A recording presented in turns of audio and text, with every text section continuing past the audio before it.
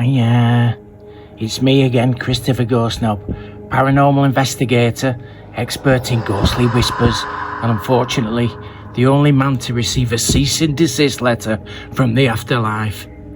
You see, lately, something strange has been happening to me.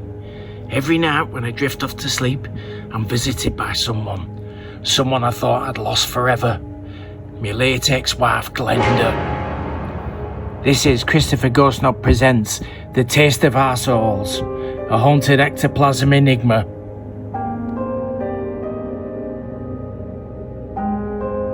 Don't know what it is, but each morning I wake up sticky. Not in the usual way. My pyjama bottoms crusted over with a film of ectoplasm, ghost goo, spiritual spunk, a drizzle from the afterlife itself. And each time, just as I peel the fabric from my thighs, I hear a voice, soft, seductive, and as familiar as the waft of a perfume. I can still taste our souls together. At first I thought it was the trick of the mind, but no, it happened again and again. Each night the visits became more intense, more intimate, more frisky. And I was convinced that Glenda's soul was here, lingering around me, possibly for some unfinished business, or maybe to settle a score. It started like this. I'd gone to bed early, something I often did when the loneliness started to creep in. I'd spent an hour scrolling through Netflix, but there was nothing. Horror, comedy, documentaries about serial killers, all of it rubbish. The real frat is paying $7.99 a month to watch absolutely sod all. So I didn't fancy Netflix, and I wasn't in the mood for a solo chill. I'd have to settle for something to stop me crying into a little Scotch egg. The house was quiet, the air thick with the scent of Lidl's microwavable quarter pounders and the farts that followed. I closed my eyes, and there in the dark, I could hear it, the faintest of whispers, like the wind brushing against curtains. Christopher. My heart skipped. I sat up, eyes wide, but there was nothing there. Just the sound of the clock ticking and the gentle hum of the fridge. Then, the bed dipped beside me. The weight of something that wasn't there but felt there. A cold, almost ethereal presence. I felt her. Glenda. Pressed down again.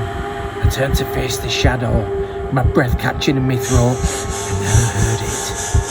I can still taste our souls together. I didn't move. I didn't speak. I just listened. And in that moment I knew she was back. But why? Why her and why now? I eventually got myself off to sleep, only to awake with my pyjama bottoms once again moist with ectoplasm. The next night the air was different, thicker, more charged, like the electricity before a thunderstorm. I lay in bed, praying that the strange events would stop and I wouldn't have to spend another morning washing and drying my pyjamas. But as my eyes fluttered closed, I felt it again, that weight beside me. Only this time the air smelt different, sweeter, more floral, a bit like my nan's knicker drawer after a good airing, only colder and slightly more ectoplasmic. I felt my pyjamas tighten as a ghostly form of Glenda crawled into the bed beside me. I've missed you, Christopher. She whispered in my ear, the cold breath sending shivers down my spine. My heart raced, my body reacted in ways I couldn't explain. Her hands no longer just a fleeting touch, but a soft, tangible caress on my leg. She whispered again.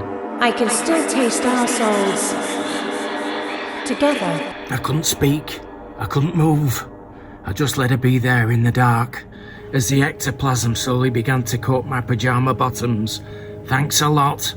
Now I'd have to go to Lidl in the morning for more washing powder capsules. Well, I've got to go anyway as I need cat food, but still, the sensation of her, so close, yet so distant, was intoxicating. By the third night, I had no choice but to face the truth. Glenda's spirit was here with me, and something was happening. Each night it became clearer, Stronger, more intimate, more real. I could feel her presence before she even entered the room.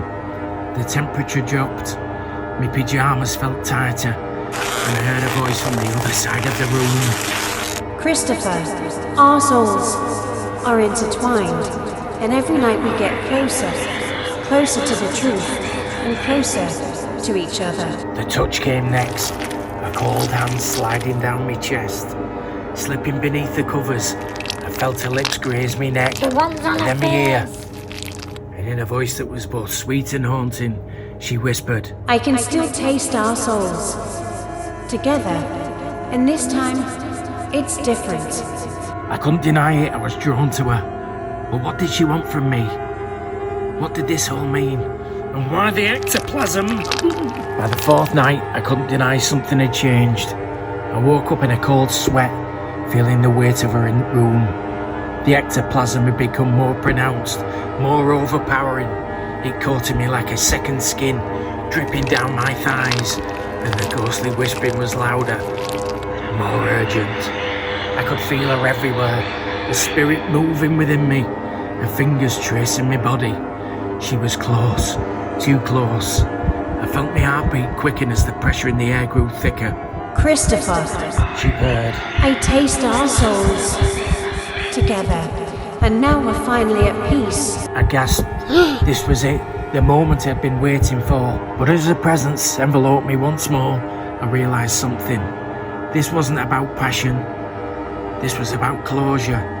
Glenda's soul had never left me, and now she was ready to move on. She just needed one last moment, one last intimate connection. Yes!